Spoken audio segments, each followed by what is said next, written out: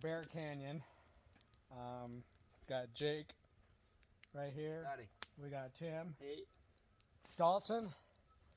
Myself, and we got Justin here. And we're up here just kind of doing a round table of stories and thoughts and experiences that we've had up here. And we're going to take to the trail here in a little bit, but we do know that I think for the most part we're the only ones up here in this particular section. But we're having a good time, and we're just enjoying our time out here doing this round table. So enjoy the stories.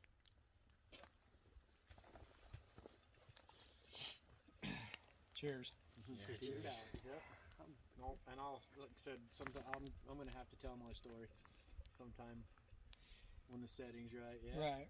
Yeah, and there's lots of experiences out there, and lots of experiences to be had, and the fact of the matter is that what you do. It's a disservice, I think, to let this go and not let people know what's going on out here in the woods.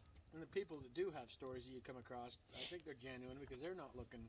They're not. You're going to get nothing but embarrassment and ridicule from your friends. Well, it's not like there's a pot of gold. No. Like I said, you have nothing to gain, and the thing is, I just think people have something to tell. Yeah, and I think what hurts most is the fact that when you tell friends and family, and they just have that blank stare in their eyes, just kind of like, yeah, right. Are you serious, or do I check you into the mental health hospital, or, I mean, when you think about people in general, think about all the things that we believe in that we've never seen.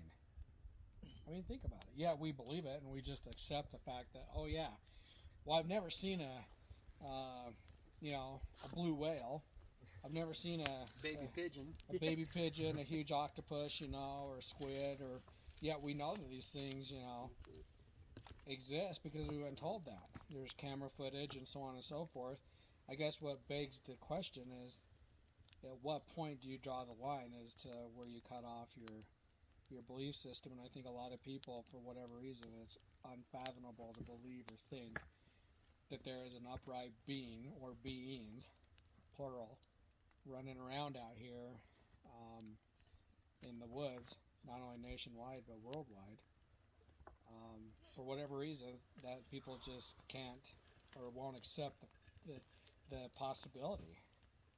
So there's either thousands and thousands of people who are lying about it,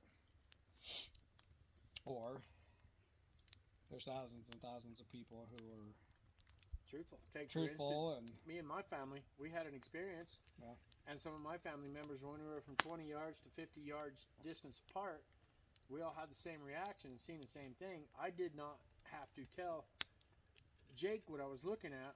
I just said, Jake, and he said, I see it, I see it, and he was 20 yards down the hill away from me. Like I said, and I'm to the point where I don't care what you believe. It's kind of brought a strange peace to me. No, I saw this. Yeah, it doesn't matter what you believe. It doesn't change what I know. Well, I mean, exactly. make fun of me all you want. Know. It doesn't matter. And people always use the argument too that, well, I've been a hunter my whole life and I've never seen anything. Well, I get that. Well, I've hunted my whole life and never seen anything either up until. Yeah, I mean, including yourself, Justin, and my wife, thousands of other people, or countless of other people that I've talked to who are avid hunters who, I've never seen anything, I've never heard anything weird or crazy like that. But then at the same token, you have plenty of hunters who are coming forward and saying, I've spent 20, 30 years in the woods and I had an experience that I just cannot pinpoint what it was.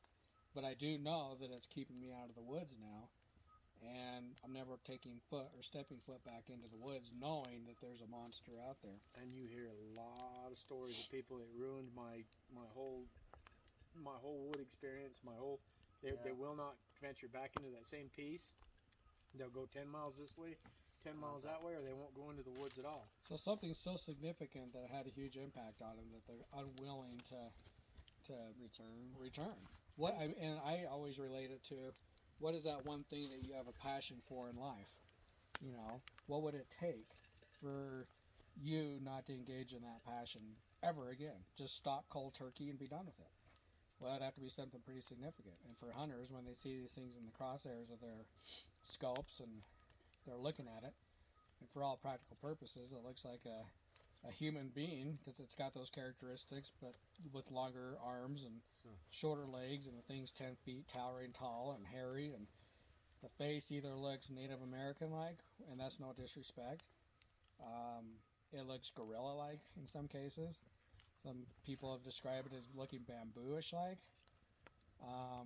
and others have described it looking like a man. But they're all describing Different scenarios. well, the different scenarios, but they even though they all carry the same Different experiences characteristics, of what they perceive. yeah, the faces are different, which begs the question, what kinds of variations are there? And for me and my family, it hasn't kept me out of the woods. No. It's just I want to go deeper into it. It's just changed the way I walk through the woods. Yeah. And I still hunt. I feel like I'm just begging to be killed or hurt or something because I have this passion, and that's really what it is. You talk to my family and they, I mean, I love to lift weights and be in the gym for hours at a time, but I'm telling you, this is kind of taking that. I legitimately have a passion for, knowing what it is that's out here, and that's why we're out here tonight, because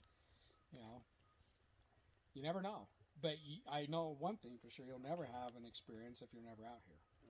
Right. And I think in order for somebody to have an experience, I don't know, some people are happenstance where they just come across it, where Bigfoot was the last thing, Sasquatch was the last thing on their mind, like I said, they were walking their dog. But then you got those ones that, like we was talking earlier, look so far outside the box And I don't see anything. that that I'm so open to everything.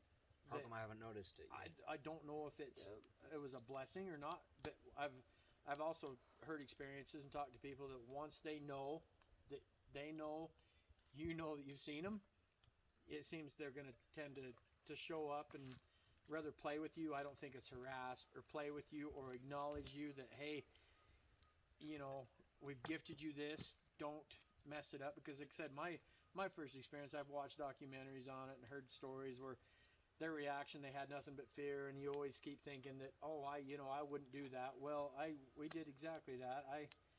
My first instinct was put my boy out in front of me and run. This thing's huge, but then settling down now, I reacted so badly. I want another experience, and I don't know if I would handle it any better. But it changed my life, profoundly. And like I Changes said, your I don't perspectives. care what people think. Well, and I like to think that I would like to know how I'm going to react to a situation in which, if I'm blessed with that opportunity to see one, And if it's spiritual, yeah, I truly believe I was blessed. I don't truly know. believe I we don't was know how blessed. that experience is going to go down. I do hope that I'll be able to maintain composure and be able to, And walk away in one piece. right, Yeah. walk away in one That's piece. the But, one I want. I want to be dead. this is something, that comes with risk. Because when as we've already talked about, the missing 411, people legitimately are going missing, and under very, very odd, unusual, and suspicious circumstances. And, I guess I'm willing to take the bullet, so to speak, if that's what it takes, And just some so I of can these are validate strong. that. Strong, responsible, outdoors adults that end up vanishing without a trace. Right. I mean, it's just the whole I phenomenon want is to wonder just where it's fucking at. bizarre. But I do know one thing: That's like, what's the other clue? we'll never have an experience if we're never out here.